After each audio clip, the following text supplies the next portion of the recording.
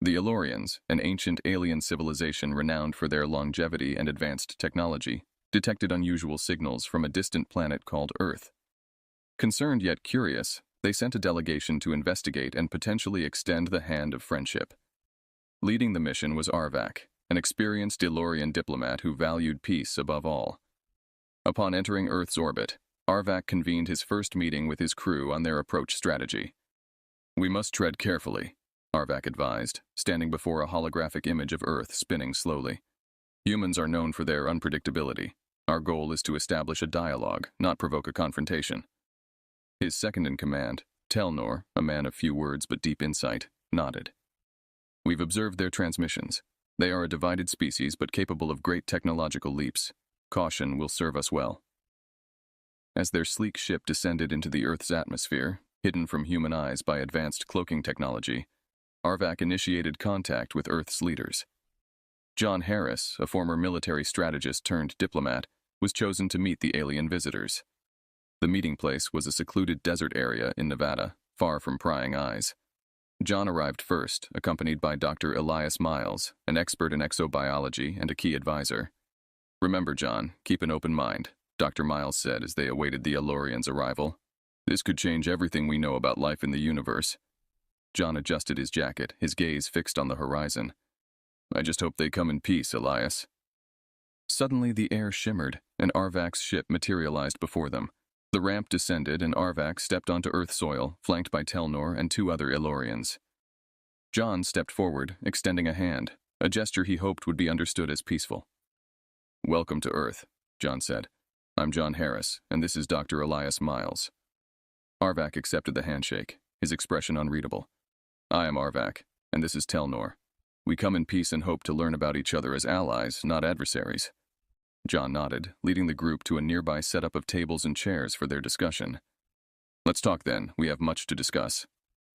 As they sat, Arvak began. "Our civilization has thrived for millennia. We believe in sharing knowledge and fostering diplomatic relations. What can you tell us about humanity's intentions?" John exchanged a glance with Dr. Miles before responding. "Humanity is diverse and complex. We have our conflicts, but many of us strive for a peaceful existence. What brought you to Earth?" "Our scans detected rapid advancements in your technology," Telnor interjected. "We were intrigued but also concerned. Your species has a history of war and conquest." John sighed. "It's true, but it's also true that we're trying to do better.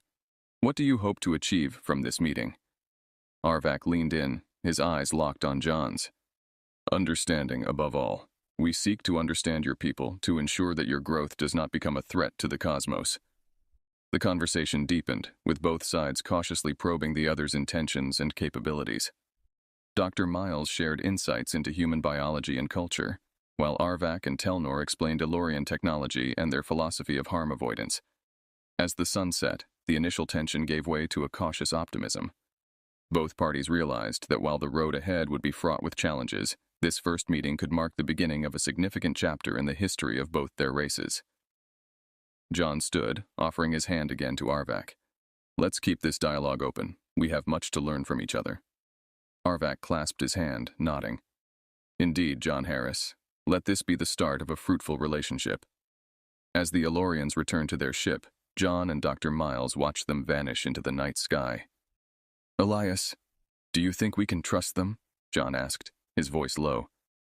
"I believe we must, John," Dr. Miles replied, "for the sake of both our worlds." In the wake of their initial meeting, Arvak extended an invitation to John Harris and Dr. Elias Miles to visit the Elorian homeworld, hoping to deepen the understanding between their races. Intrigued and cautious, John accepted, aware that the future of Earth might hinge on the relationships formed during this visit. The journey through space was an eye-opener for both John and Elias. As their ship coursed through the stars at unimaginable speeds, Arvak took the opportunity to introduce more of his culture and technology.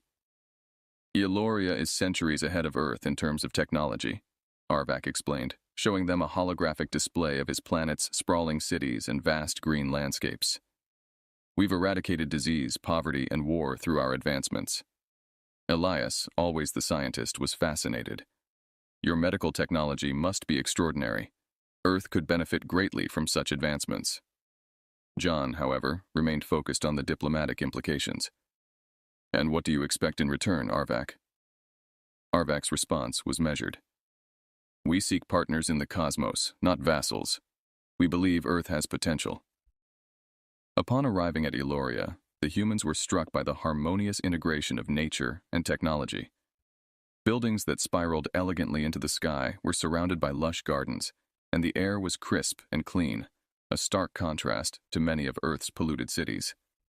Their first meeting with the Elorian Council was scheduled shortly after their arrival. The council chamber was a vast, circular room with a transparent dome that displayed the cosmos above. The Elorian leaders, serene and composed, greeted them warmly. John took the lead in the discussions, expressing humanity's desire to maintain independence while exploring a partnership. "We value our sovereignty as much as we value new friendships. It's essential that our relationship is built on mutual respect." A council member, Velen, responded with a gentle nod. "We understand your concerns, John Harris. Eloria has no interest in dominating your world. We wish to share knowledge and learn from each other." As the meetings progressed, Arvak arranged for John and Elias to tour a Elorian medical facility. Here, Elias's enthusiasm was palpable as he witnessed the advanced Elorian technology capable of regenerating damaged tissue and curing diseases thought incurable on Earth. "It's miraculous," Elias whispered to John as they watched a demonstration. "Think of how many lives could be saved." John agreed, but his strategic mind pondered the geopolitical shifts that such technology could precipitate back home. "It's not just about saving lives, Elias. It's about who holds the power to decide who lives and who dies." Meanwhile, cultural exchanges were arranged to foster better understanding. John attended a Elorian art exhibit where the expressions of immortality and peace in their art made him reflect on humanity's often tumultuous history. That evening, over a dinner featuring exotic dishes from across the galaxy, John discussed his observations with Arvak. "Your people have built something beautiful here, Arvak, but I worry that Earth isn't ready for this. Our differences are vast." Arvak listened intently, his eyes thoughtful. "It is a challenge indeed. But remember, John, all civilizations evolve. Yours is no different. This is an opportunity for growth, for both our peoples." As the night drew to a close, John found himself at a balcony overlooking a Elorian cityscape, Elias beside him. They watched the traffic of flying vehicles and the gentle glow of the city lights. "Do you think we can make this work, Elias?" John asked, a note of hope mixed with apprehension in his voice. "We have to," Elias replied. "Not just for us, but for the future of Earth. We'll find common ground, John. We must." Their conversation drifted into the night under the alien stars as both men considered the monumental task ahead. Back on Earth, as John and Elias wrapped up their visit to Eloria, a catastrophic misunderstanding unraveled the fragile peace. News arrived that a human militant group had launched a surprise attack on a Elorian observation satellite, mistaking it for a covert military outpost. The incident resulted in critical damages and several Elorian casualties.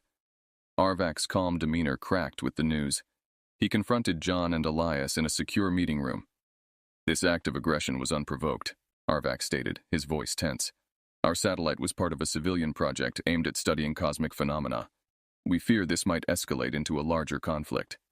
John, equally frustrated, replied, "These attackers do not represent Earth's governments or its people, Arvak. They are extremists, acting out of fear and ignorance.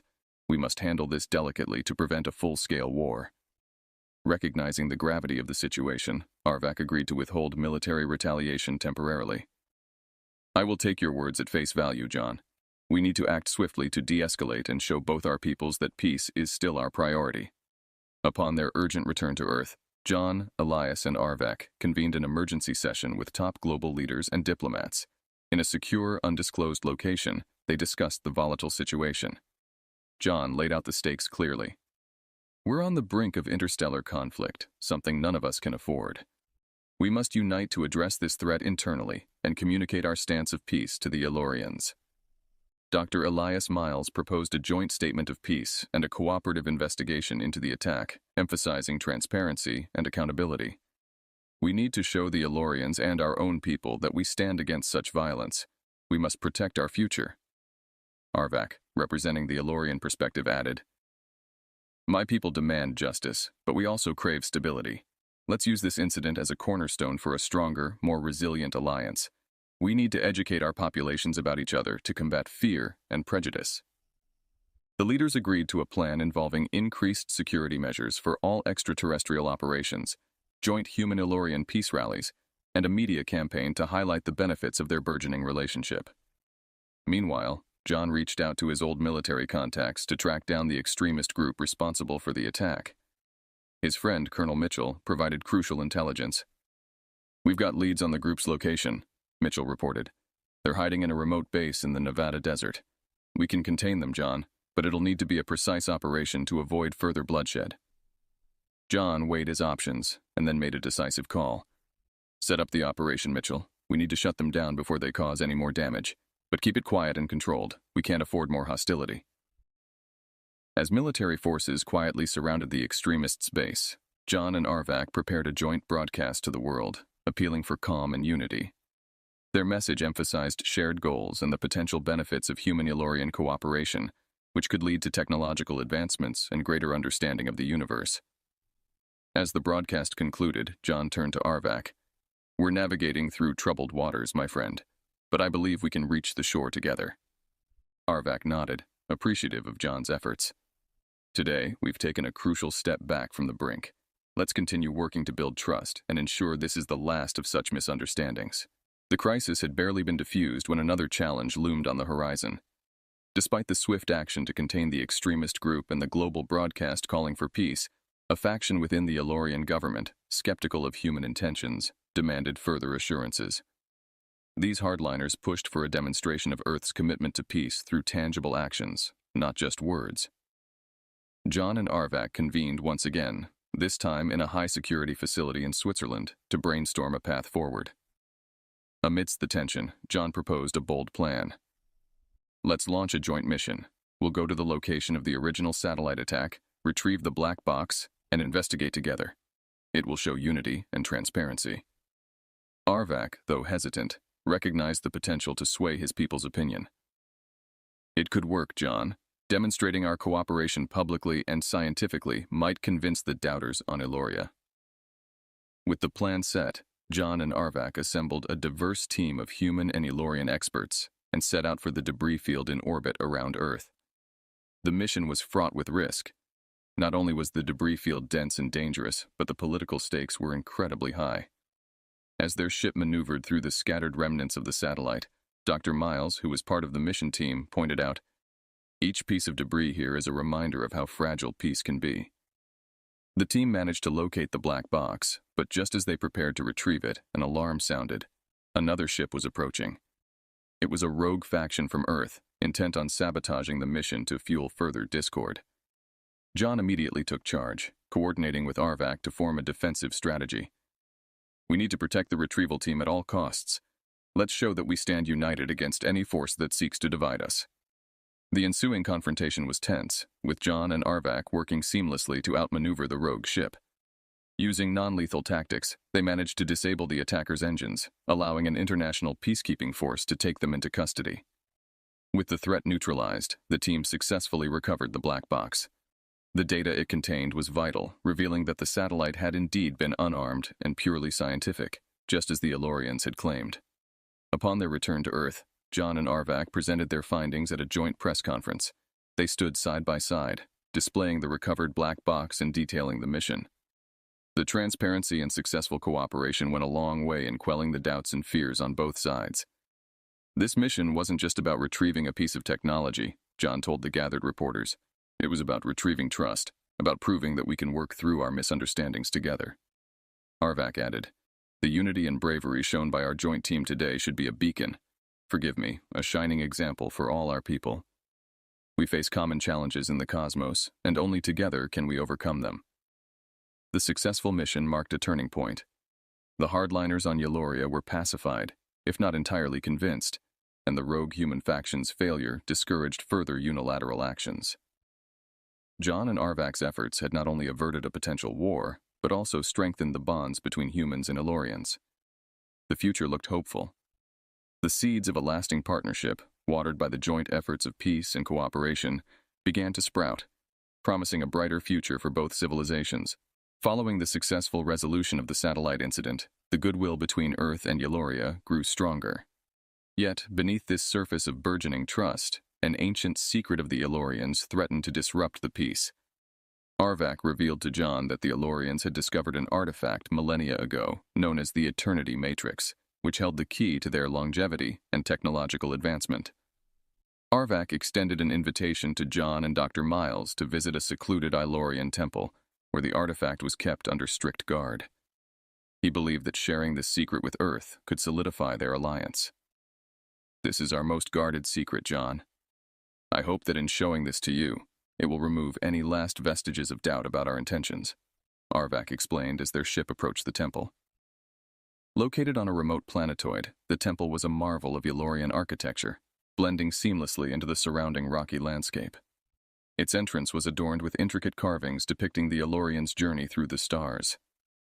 Inside the temple, the atmosphere was charged with a silent reverence. The chamber housing the Eternity Matrix was at its core, surrounded by bioluminescent walls that pulsed gently, illuminating the path. As they approached the artifact, its presence was almost palpable, a hum of energy that resonated with the very fabric of their beings. "This device," Arvak began, his voice echoing softly in the chamber, "is not just a tool, but a part of our heritage. It harnesses energies that we barely understand, even now. It's the reason we live for centuries and why our technology is so advanced." Elias, ever the scientist, was fascinated. "The potential for such technology is incredible. Imagine what we could achieve on Earth with this, eradicating disease, extending life." John, however, sensed the underlying responsibility such technology entailed. "But with great power comes great risk. How do you ensure it's not misused?" Arvak nodded solemnly. "That is why we guard it so closely. We've had our own dark periods where it was nearly exploited for selfish ends. We learned from those times." As they discussed the implications of the Matrix, an alarm suddenly sounded. The temple was under attack. A group of Elorian radicals who believed that sharing their secrets with humans would lead to their downfall had infiltrated the temple to seize the Matrix. The situation escalated quickly. John and Arvak, along with a small Elorian security team, moved to intercept the attackers. The corridors of the temple turned into a labyrinth of shadows and light as they engaged in a desperate attempt to protect the Matrix. During the skirmish, John demonstrated his tactical expertise, coordinating with Elorian forces to flank the radicals and use non-lethal measures to subdue them. The fight was intense, but the combined effort of humans and Elorians eventually repelled the attackers. After the conflict, standing among the echoes of the battle, John and Arvak discussed the ramifications. "We've seen today that not all threats come from outside," John observed. "Sometimes they're within, fueled by fear and misunderstanding." Arvak agreed, his expression grave. "This incident proves that our journey towards unity is not without its dangers, but it also shows that together we can overcome them." The experience left a profound impact on both parties. The Elorians realized the importance of transparency, not just with humans, but within their own ranks. For Earth, it was a stark reminder of the delicate balance between power and responsibility. As they departed the temple, the Eternity Matrix safely secured once more, John and Arvak felt a renewed commitment to their alliance. They understood that the path ahead would be fraught with challenges, but it was one they would navigate together, strengthened by the trials they had faced. The attack on the temple and the near miss with the Eternity Matrix exposed deep fissures within Elorian society, as well as the broader challenges of human-Elorian relations. John and Arvak, realizing the gravity of the situation, saw an urgent need to stabilize their alliance and prevent any further internal dissent that could threaten the peace process. Back on Earth, John faced political pressures from various nations intrigued by the possibilities of the Eternity Matrix. Leaders and diplomats were split between those who saw it as a means to revolutionize human existence and others who feared its potential for abuse. John, determined to keep his promise of responsibility and restraint, argued vehemently against exploiting the technology.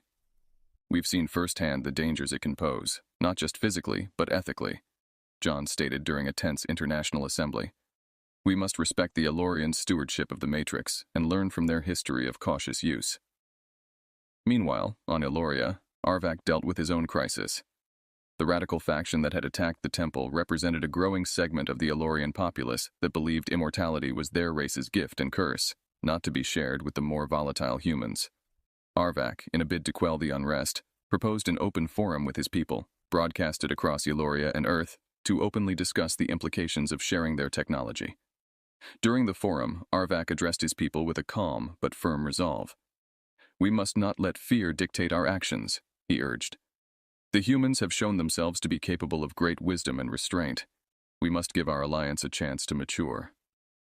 Back on Earth, John watched the forum with a team of advisors and scientists, including Dr. Miles, who had been instrumental in understanding the scientific implications of the Matrix. After the broadcast, they engaged in a roundtable discussion about their next steps, focusing on building trust and advancing their partnership cautiously. "The key here is mutual benefit," Dr. Miles suggested. "We need to develop joint projects that emphasize cooperation over technology exchange, space exploration initiatives perhaps, or shared scientific outposts." John agreed, seeing the wisdom in promoting collaborative efforts that would bring practical benefits without delving into the more controversial aspects of Elorian technology. "Let's propose a series of joint missions, starting with a research station on Mars. It's neutral territory and a project with visible but non-threatening outcomes." As plans for the Mars station took shape, another urgent issue arose. Intelligence reports indicated that a splinter group from the radical Elorians was plotting to steal the Eternity Matrix and destroy the peace process by framing Earth for its theft. John and Arvak convened an emergency meeting to address the threat. "We need a joint task force," John proposed. "Elorians and humans working side by side to secure the Matrix and root out any radicals." Arvak agreed, seeing the necessity of such a measure not only for security, but also as a symbol of their strengthened alliance. "Let's do more than just secure the Matrix. Let's ensure that our peoples see this cooperation as the foundation of our future relations." The task force was a success, thwarting the plot and capturing the radicals before they could act. The operation was widely publicized, showcasing the effectiveness and unity of human and Elorian efforts. As tensions eased and the project on Mars began, John and Arvak met on the now peaceful Elorian temple grounds. Reflecting on their journey, they acknowledged the challenges ahead, but remained optimistic about the future. "This partnership," Arvak remarked, watching a Elorian sunset, "is still in its infancy, but today we've laid stronger, more honest foundations." John nodded, his eyes on the horizon. "And together we'll build on them, for the benefit of both our worlds." The stakes had never been higher as Earth and Eloria prepared for what could be the defining moment of their fragile alliance. Despite previous successes in foiling the radical Elorian faction's plot, the threat persisted, growing more desperate and dangerous. This faction, now calling themselves the Guardians of Eternity, believed that the Eternity Matrix was too sacred to share and that humanity's influence would ultimately corrupt their civilization.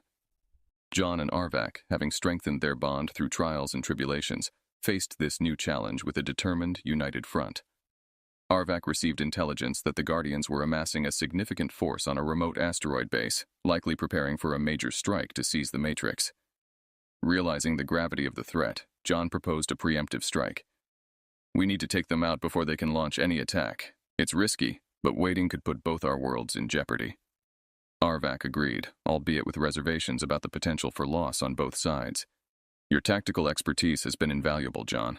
Let's plan this carefully. We need a strategy that minimizes casualties and ensures the safety of the Matrix." The planning was meticulous. John and Arvak assembled a special ops team comprised of elite human commandos and Elorian guards, all trained for zero-gravity combat and stealth operations. Their mission was to infiltrate the asteroid, neutralize the Guardians, and secure any intelligence related to their plans. As the team departed, the mood was tense. Each member understood the magnitude of their task and the impact their success, or failure, would have on the future of human-Elorian relations. The infiltration began under the cover of cosmic dust clouds, providing the team with the element of surprise. They entered the asteroid base through a scarcely guarded service hatch, a vulnerability discovered through intensive surveillance. Inside, they encountered resistance almost immediately. The Guardians, though fanatical, were not well-trained soldiers and relied on sheer numbers and fervor. John, leading the human contingent, coordinated their movements with precision, while Arvak directed the Elorians, ensuring the team remained unified in their approach. The battle was intense, with close-quarters combat that tested the mettle of every soldier. John found himself admiring the courage of the Elorians, who fought not just for the Matrix, but for their right to choose a peaceful future. As they reached the core of the asteroid where the Matrix was believed to be held, they faced a final stand from the Guardians. The leader, a charismatic and radical Elorian named Soran, confronted them, refusing to surrender. "You cannot stop the inevitable, Arvak. The Matrix must remain pure, untouched by human hands," Soran shouted, brandishing a weapon charged with volatile energy. Arvak, with John by his side, responded calmly. "Soran, peace is the only path forward. You must see that our survival depends on unity, not isolation." The standoff was tense, with both sides poised for what could be a devastating confrontation. However, through a combination of negotiation and tactical distraction, John and Arvak managed to subdue Soran without further violence. With the leader captured and their ranks broken, the remaining Guardians surrendered. The Matrix was secured, and more importantly, significant data was retrieved from the base, revealing extensive networks of like-minded extremists across Eloria. The aftermath saw a public trial of Soran and his key followers, broadcast across both worlds. Their rhetoric was exposed as fear-mongering, and the overwhelming public sentiment turned towards peace and cooperation. As they returned to Eloria, John and Arvak were hailed not just as heroes, but as harbingers of a new era. Their actions had not only averted a potential disaster, but had also paved the way for a deeper understanding and integration between their peoples. The chapter closed on a scene of John and Arvak overlooking a Elorian cityscape, reflecting on their journey. "We've come a long way, Arvak," John remarked. "Yes, and we have far to go still. But now we go together," Arvak replied, a sense of hopeful determination in his voice. In the wake of the decisive battle against the Guardians of Eternity, Earth and Eloria experienced a period of unprecedented peace and cooperation. The threat posed by the radical faction had united the two civilizations, forging a bond that was now celebrated across both worlds. The public trial and exposure of the Guardians' extremist views had a profound calming effect, and many Elorians who had been skeptical or fearful of humans now viewed them as indispensable allies. John and Arvak took this opportunity to establish more formal frameworks for collaboration, including cultural exchanges, shared scientific research programs, and joint military training exercises designed to prevent future threats. The success of these initiatives served as a testament to the potential of their united efforts. As they watched their work bear fruit, John invited Arvak to attend the inauguration of the first human Elorian cultural festival on Earth, a symbol of the enduring peace and mutual respect that had blossomed between their peoples. The festival was held in New York City, a bustling metropolis that had become a beacon of diversity and cooperation. Arvak, standing beside John in Central Park, marveled at the sights and sounds around him. Various stalls showcased Elorian arts, crafts, and cuisine alongside human offerings, creating a vibrant tapestry of interstellar culture. "This is incredible, John," Arvak said, his eyes taking in the colorful displays. "To think not long ago we were on the brink of war." John nodded, watching children, human and Elorian alike, playing together. "It shows what we can accomplish when we focus on what unites us rather than what divides us." The festival also served as a venue for announcing the next phase of their partnership, the establishment of a permanent joint space station named Unity Station, which would orbit a neutral planet and serve as a hub for further exploration and collaboration. As part of the festival's closing ceremony, John and Arvak delivered speeches to a gathered crowd of thousands, with millions more watching via live broadcast across both worlds. John spoke first, his voice resonant and clear. "Today, we stand together, not as humans or Elorians, but as citizens of the cosmos. Our journey has been fraught with challenges, but each obstacle has made our resolve stronger, our bonds tighter." Arvak followed, his tone equally impassioned. "The Unity Station will be a place where our young can learn from each other, where our scientists can collaborate, and where our diplomats can continue the vital work of peace. It is a symbol of our shared future." The speeches were met with thunderous applause, a sound that echoed the collective relief and hope of their audiences. The night ended with a spectacular display of lights in the sky, combining human fireworks with Elorian light sculptures, painting the heavens with symbols of their intertwined fate. Later, as the crowds dispersed, John and Arvak walked slowly through the now quiet park, reflecting on the path they had traveled. "We've built something that will last, Arvak," John said, his gaze on the stars twinkling above. Yes, John, we have, Arvak replied, a note of satisfaction in his voice. And it will be our legacy, a beacon for future generations, showing them that peace is not just possible but powerful. As they parted ways that night, with a firm handshake and a promise to meet again soon at Unity Station, the narrative closed on a note of enduring optimism. Humanity and Eloria, once poised on the edge of destruction, now looked forward to a horizon filled with shared adventures and the promise of a brighter future.